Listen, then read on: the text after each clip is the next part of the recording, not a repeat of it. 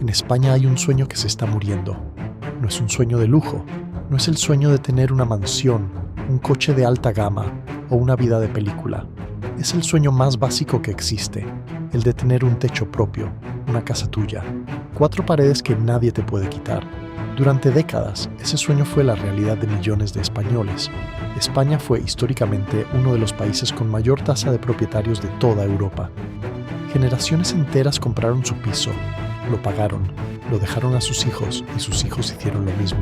Pero algo ha cambiado, y ha cambiado de forma tan rápida y tan brutal que ni los propios expertos se lo explican del todo. En 2026, un español medio necesita ahorrar durante 11 años el 20% de su salario para poder pagar solo la entrada de un piso.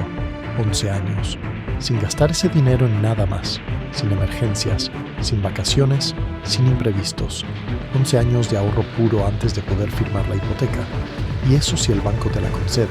Y eso si los precios no siguen subiendo mientras ahorras. ¿Qué está pasando en España? ¿Por qué comprar una casa se ha convertido en algo prácticamente imposible para la mayoría? ¿Y quién tiene la culpa de que esto haya llegado hasta aquí? Eso es exactamente lo que vamos a analizar hoy, con datos reales, con fuentes verificadas, sin inventar nada y sin ocultar nada. Quédate hasta el final porque hay un dato sobre los precios de la vivienda en España en 2026 que los medios de comunicación apenas han destacado y que cambia completamente la perspectiva de este problema. Empecemos con los números porque los números no mienten. En abril de 2026, el precio medio del metro cuadrado de vivienda en España se sitúa en 2.442 euros. Un piso de 90 metros cuadrados, que es el tamaño estándar más habitual en España según las tasadoras, cuesta de media 219.751 euros. Ese es el precio medio nacional. Pero si miras las grandes ciudades, donde vive la mayoría de la gente y donde está la mayoría del trabajo, los números son mucho peores. En Madrid, el precio medio del metro cuadrado supera los 4.500 euros. Un piso de 80 metros cuadrados en Madrid cuesta de media más de 360.000 euros. En algunas zonas del centro de la ciudad, el metro cuadrado supera los 6.000 euros. En Barcelona, el metro cuadrado ronda los 4.200 euros. Un piso estándar cuesta más de 330.000 euros. En Valencia, que durante años fue la alternativa asequible a Madrid y Barcelona, el precio ha subido un 12,1% solo en el último año. Un piso de 80 metros cuadrados ya supera los 200.000 euros en la mayoría de barrios bien comunicados. ¿Y cuánto gana de media un español? Según los últimos datos del Instituto Nacional de Estadística, el salario bruto medio en España es de 2.531 euros al mes. En neto, después de impuestos y cotizaciones, esos son aproximadamente 1.950 euros al mes. Haz el cálculo. Un piso de 220.000 euros. Un salario neto de 1.950 euros. Para comprar ese piso necesitas una hipoteca. Para que el banco te conceda la hipoteca necesitas pagar una entrada del 20%, que son 44.000 euros, más los gastos de notaría, registro e impuestos, que suman aproximadamente otro 10%, otros 22.000 euros. Total que necesitas ahorrar antes de poder firmar nada, 66.000 euros. Si ahorras el 20% de tu salario neto, que son unos 390 euros al mes, tardarás 14 años en reunir ese dinero. Si consigues ahorrar 500 euros al mes, son 11 años. 11 años ahorrando sin parar para poder empezar a pagar la hipoteca. Y después de esos 11 años, la cuota hipotecaria mensual de ese piso de 220.000 euros a 25 años, al tipo de interés actual ronda los 950 euros al mes, lo que supone casi el 50% del salario neto medio. El Banco de España recomienda que el esfuerzo hipotecario no supere el 30 o 35% del salario. En España en 2026, para la mayoría de compradores sin patrimonio previo, ese límite se supera ampliamente en cualquier ciudad grande. Esto es lo que más le cuesta entender a la gente. ¿Por qué han subido tanto los precios? ¿No había una crisis hace 15 años? ¿No bajaron entonces los precios brutalmente? Sí. Y ahí está parte del problema. Cuando España vivió la crisis financiera de 2008 y el estallido de la burbuja inmobiliaria, los precios de la vivienda cayeron entre un 30 y un 50% en muchas zonas. Fue devastador para muchas familias que habían comprado en el peor momento. Pero también tuvo una consecuencia que nadie anticipó correctamente. Durante los años de la crisis y la recuperación, Entre 2008 y 2015 aproximadamente, la construcción de vivienda nueva en España se paralizó casi por completo. Las promotoras quebraron o dejaron de construir porque no había compradores. Los bancos no daban crédito y el sector de la construcción se desplomó. El problema es que durante esos años la población española siguió necesitando vivienda. Los jóvenes seguían creciendo, la inmigración continuó, las ciudades siguieron atrayendo población del interior y el stock de viviendas disponibles fue envejeciendo sin que se construyeran suficientes nuevas.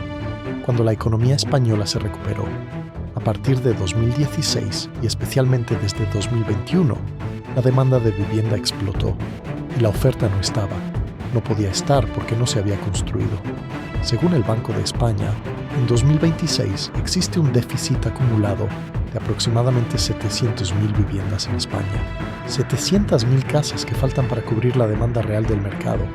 Y ese déficit crece en unas 90.000 viviendas por año porque se construye mucho menos de lo que se necesita. María Matos, directora de estudios de Fotocasa, describe la situación como un desequilibrio entre oferta y demanda jamás observado en España. La demanda de compra en máximos históricos, la producción de obra nueva completamente insuficiente para absorberla. El resultado es matemático. Cuando hay mucha gente queriendo comprar y muy pocas casas disponibles, los precios suben, y han subido.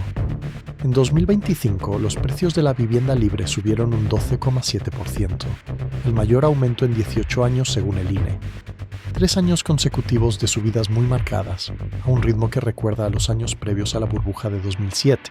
Pero hay un grupo de población para el que esta situación no es solo un problema económico, es una crisis de vida: los jóvenes españoles.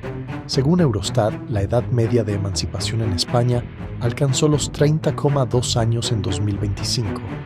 30 años, casi 4 años más tarde que la media de la Unión Europea, que está en los 26,2 años.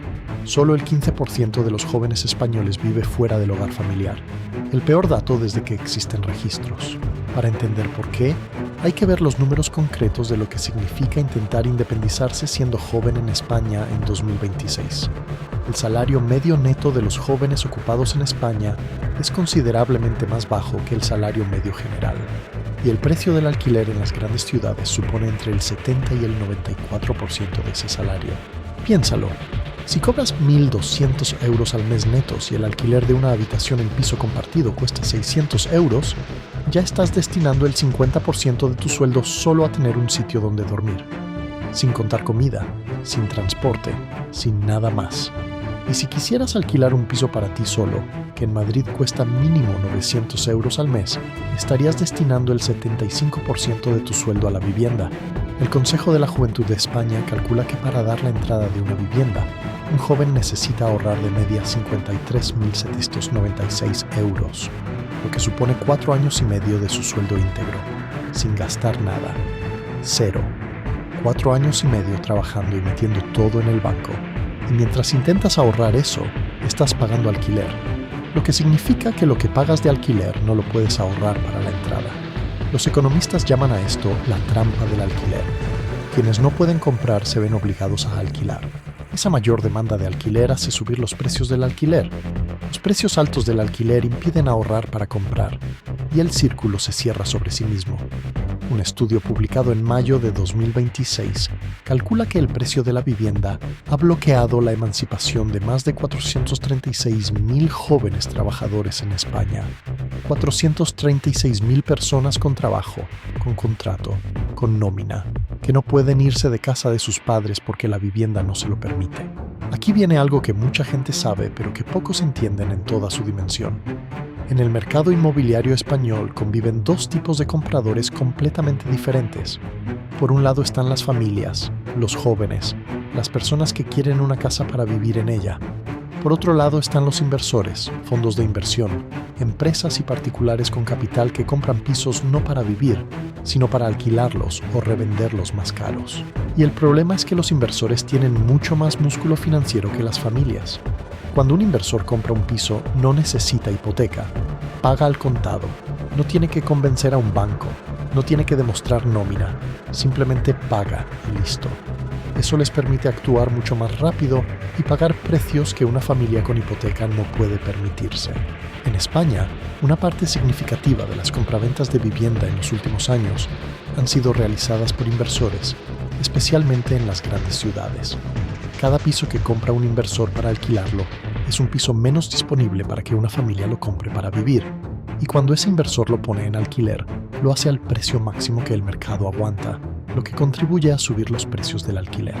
Además, el auge de los pisos turísticos tipo Airbnb ha retirado decenas de miles de viviendas del mercado de alquiler residencial en ciudades como Madrid, Barcelona, Málaga o Sevilla. Un propietario que puede ganar entre 150 y 200 euros por noche alquilando a turistas no va a alquilar su piso a una familia por 900 euros al mes. El resultado es que en las ciudades más turísticas de España, la vivienda disponible para residentes se ha reducido drásticamente mientras los precios han subido. El gobierno español lleva años reconociendo que la vivienda es una crisis y ha tomado medidas, pero los expertos discrepan profundamente sobre si esas medidas están funcionando o están haciendo el problema más grande. La Ley de Vivienda aprobada en 2023 introdujo por primera vez en España el concepto de zonas tensionadas. En esas zonas, donde los precios son especialmente altos, se limita la cantidad en que los propietarios pueden subir el alquiler. La idea era contener las subidas y proteger a los inquilinos. El problema, según los portavoces de los principales portales inmobiliarios como Idealista, es que esa medida ha tenido el efecto contrario al deseado en muchos casos. Los propietarios que no pueden subir el precio del alquiler prefieren vender el piso o sacarlo del mercado de alquiler, lo que reduce la oferta disponible. Y con menos oferta y la misma demanda, los precios suben aún más para los que sí están disponibles.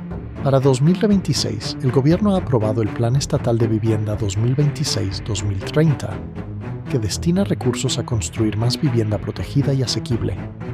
El objetivo es corregir el déficit estructural de 700.000 viviendas, pero construir vivienda nueva lleva años. Los permisos, los proyectos, la financiación, la construcción. Un piso que se decide construir hoy no estará disponible hasta dentro de 3 o 4 años como mínimo.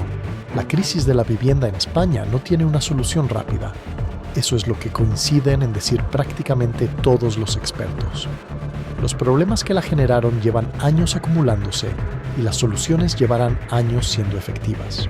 Hay un factor que complica todavía más el panorama para quien quiere comprar una casa en España en 2026, y es algo que muchos latinos que llegan aquí no conocen porque en sus países de origen las hipotecas funcionan de forma diferente.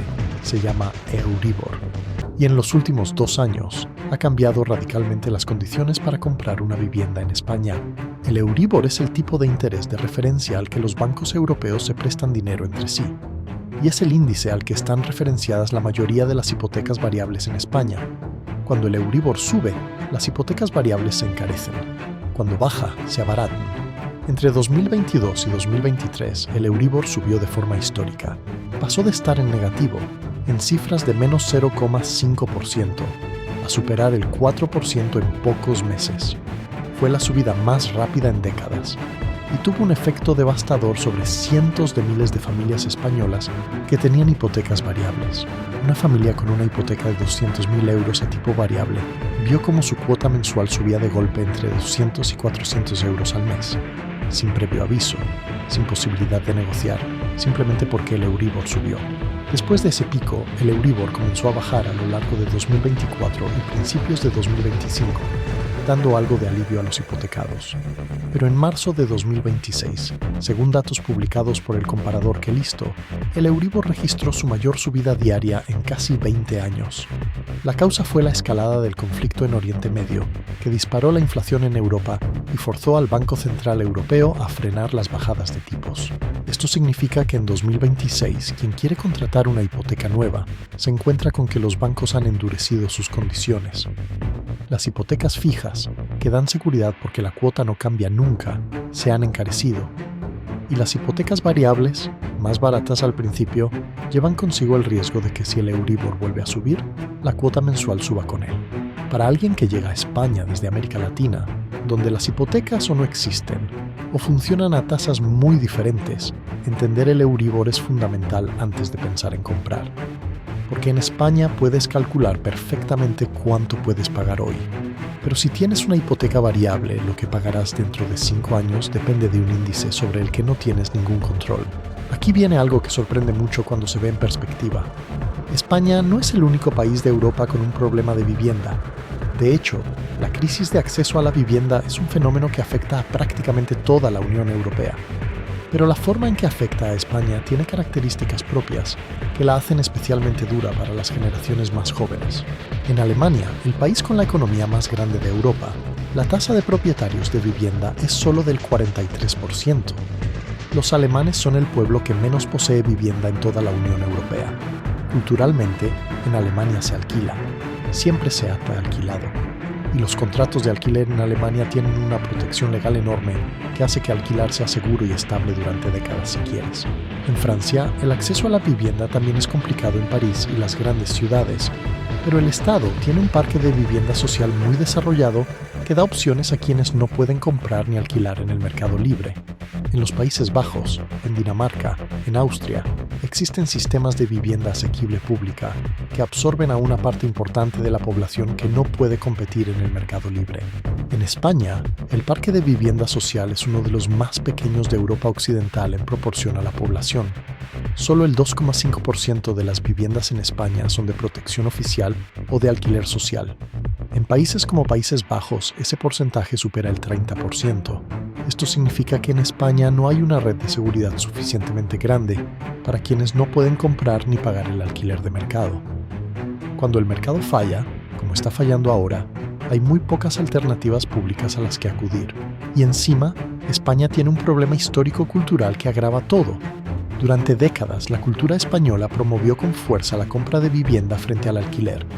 Las familias transmitieron de generación en generación que alquilar era tirar el dinero y que lo inteligente era comprar. Los gobiernos incentivaron la compra con deducciones fiscales. Los bancos daban hipotecas con demasiada facilidad. El resultado fue que en España se construyó una cultura entera alrededor de la propiedad. Y ahora que comprar se ha vuelto imposible para muchos, no existe una cultura del alquiler estable y digno que funcione como alternativa real. En comparación con la mayoría de los países del norte de Europa, donde alquilar toda la vida es perfectamente normal y socialmente aceptado, en España quien alquila a los 40 años todavía carga con el estigma implícito de no haber podido comprar. Ese es quizás el elemento cultural más difícil de cambiar y el que más tardará en transformarse. Y aquí conectamos con algo muy importante para quien está viendo este video desde Latinoamérica o para quien lleva poco tiempo en España. Si has venido a España o estás pensando en venir con la idea de que en unos años podrás comprar un piso, esta información cambia el cálculo completamente. Comprar una vivienda en España en 2026 no es imposible, pero requiere una planificación muy diferente a la que funcionaba hace 10 o 15 años. Lo primero que tienes que entender es que los bancos españoles no conceden hipotecas a personas sin historial crediticio en España. Si llegas aquí con trabajo, necesitas llevar al menos 2 o 3 años trabajando con contrato estable antes de que un banco considere seriamente darte una hipoteca. Y necesitas tener ahorrado ese 20% más gastos antes de ir a pedirla. Lo segundo es que la ciudad importa enormemente. En Madrid o Barcelona, comprar con un salario medio es matemáticamente muy difícil sin ayuda familiar o sin un ahorro previo considerable. Pero en ciudades como Zaragoza, Murcia, Valladolid, Burgos o muchas ciudades medianas de España, los precios son entre 2 y 3 veces más bajos que en Madrid y los salarios son similares. En esas ciudades, el sueño de comprar todavía es accesible para una persona con trabajo estable. Lo tercero, y esto es crucial, es que España tiene un sistema de ayudas para la compra de primera vivienda que muchos latinos no conocen. El aval ICO para jóvenes, por ejemplo, permite que el Estado avale parte de la hipoteca reduciendo la entrada necesaria. Las comunidades autónomas tienen también sus propios programas de ayuda. Vale la pena informarse antes de asumir que comprar es imposible. Prometí al principio que había un dato que los medios apenas están destacando y que cambia la perspectiva. Aquí está. En mayo de 2026, el precio de la vivienda en España está a solo un 5,5% del máximo histórico registrado en el país, el máximo de la burbuja inmobiliaria de 2007, el precio que precedió al mayor crack inmobiliario de la historia española. No estamos diciendo que vaya a repetirse aquella crisis. Los expertos coinciden en que la situación actual es diferente. En 2007 había una burbuja alimentada por crédito fácil y especulación descontrolada. Ahora el problema es estructural, de falta de oferta real. Pero el dato es significativo porque plantea una pregunta que muchos se hacen en voz baja y pocos responden en público. ¿Cuánto más pueden subir los precios antes de que algo quiebre? Según Pisos.com, en el primer trimestre de 2026, solo el 3% de las personas que intentaron comprar una vivienda en España encontraron una que encajaba en su presupuesto, 3 de cada 100. El 97% no pudo comprar lo que buscaba al precio que podía pagar. Un mercado donde el 97% de la demanda no puede materializarse no es un mercado que funcione. Y un mercado que no funciona acaba encontrando alguna forma de corrección. Cuándo y cómo ocurrirá esa corrección es lo que nadie sabe con certeza. Lo que sí sabemos es que la vivienda en España en 2026 es la mayor preocupación de los ciudadanos.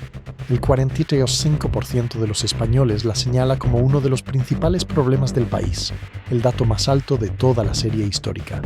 Es una crisis real, con datos reales y con consecuencias reales para millones de personas. España tiene un problema de vivienda que no tiene solución fácil ni rápida.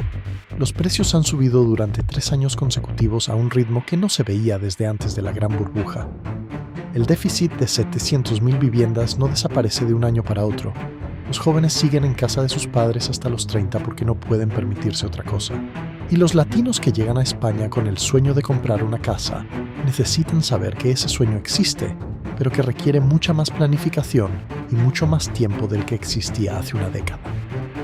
En el próximo video vamos a ver la otra cara de este problema. ¿Por qué los españoles no se van de casa hasta los 30 años? ¿Y qué dice eso de una sociedad entera?